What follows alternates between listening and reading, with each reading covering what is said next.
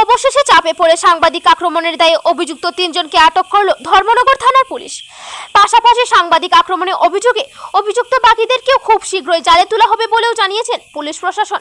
প্রসঙ্গত বিগত 14 August Jubarajnagar block এলাকার ত্রিস্তর পঞ্চায়েত নির্বাচনের ফলাফল সংক্রান্ত বিষয় নিয়ে শাসক দলের নেতাকর্মীদের উপস্থিতিতে যুবরাজনগর ব্লকের অস্থায়ী ভোট গণনা কেন্দ্রের সম্মুখে বিশৃঙ্খল পরিস্থিতির সৃষ্টি হলে সাংবাদিকরা খবর সংগ্রহ করতে সেই জায়গায় উপস্থিত হন।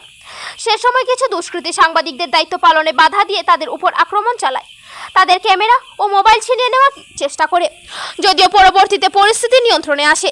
এদিকে সেদিন রাত্রেই আক্রান্ত সাংবাদিকরা ধর্মনগর থানায় অভিযুক্তদের বিরুদ্ধে মামলা করেন, কিন্তু অভিযুক্তদের আটক করতে পুলিশের গাছাড়া ভূমিকা সাংবাদিক মহলে এবং অন্যান্য জনসাধারণের মধ্যে বিরূপ প্রতিক্রিয়ার সৃষ্টি হয়। সাংবাদিকরা পুনরায় ধর্মনগরের মহকুমা পুলিশ আধিকারিকের সাথে দেখা করে অভিযুক্তদের কঠোর শাস্তি দাবি করেন। সেখানেও পুলিশের ভূমিকা সন্দেহজনক দেখা দেয়। ঘটনার প্রায় 11 দিন পর বিক্ষুব্ধ সাংবাদিকরা একত্রিতভাবে ধর্মনগর পুলিশ সুপার ভানুপদ চক্রবর্তীর সাথে দেখা করেন। ঘটনার বিস্তারিত জানিয়ে অপরাধীদের আটক করে দৃষ্টান্তমূলক শাস্তির দাবি জানান। অন্যথায় বৃহত্তর আন্দোলনে যাবার হুঁশিয়ারিও দেন সাংবাদিকরা। এরপরই পুলিশের চাপে পড়ে মঙ্গলবার সকালে 3 অভিযুক্ত যথাক্রমে বিধুভূষণ মালাকার পিতা উপেন্দ্র মালাকার, প্রেমজিৎ সিনহা পাপ্পু পিতা ব্রিজেন সিনহা এবং দেবজ্যোতি চক্রবর্তী পিতা দেবী প্রসন্ন চক্রবর্তীকে আটক করে ধর্মনগর থানায় নিয়ে আসে। তাদের বিরুদ্ধে আইনগত ব্যবস্থা গ্রহণ করা হবে বলে জানিয়েছেন ধর্মনগর থানার ওসি। ধর্মনগর প্রতিনিধি রিপোর্ট, শ্যামলী ত্রিপুরা। গত 14/8/2024 ইংরাজিতে যুবরাজনগর ব্লকে কাউন্টিং নিয়ে যে একটা সমস্যা হয়েছিল, সেই সময় কিছু দুষ্কৃতিকারী এখানে ধর্মনগর স্থানীয় সাংবাদিকদের উপর কিছু হামলা করেছিল।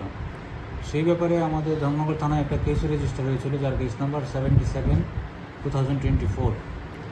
তো সেই কেসের পরিপ্রেক্ষিতে আমরা কিছু দুষ্কৃতিকারীকে আইডেন্টিফাই করেছি এবং এর মধ্যে 3 জনকে আমরা নোটিশ করে থানায় ডাকিয়েছি এবং তারা অ্যাজ পার প্রসিডিওর যখন আইও ডাকবে থানায় এসে হাজিরা দেবে এবং ইনভেস্টিগেশনে সহায়তা করবে। আপনাদের ফুটেজ দেখে আমরা আরও দুষ্কৃতিকারীদের চিহ্নিত করার চেষ্টা করছি, কিন্তু তাদের নাম দাম আমাদের কাছে কিছু আছে, আমরা তাদের বিরুদ্ধেও যথাযথ ব্যবস্থা নেব। স্যার, যাদের আটক করা হয়েছে তাদের নাম? 3 জন হচ্ছে প্রেমজিৎ সিংহ, ডাকনাম পাপ্পু, দেবজ্যোতি চক্রবর্তী এবং বিধুভূষণ মালাকার।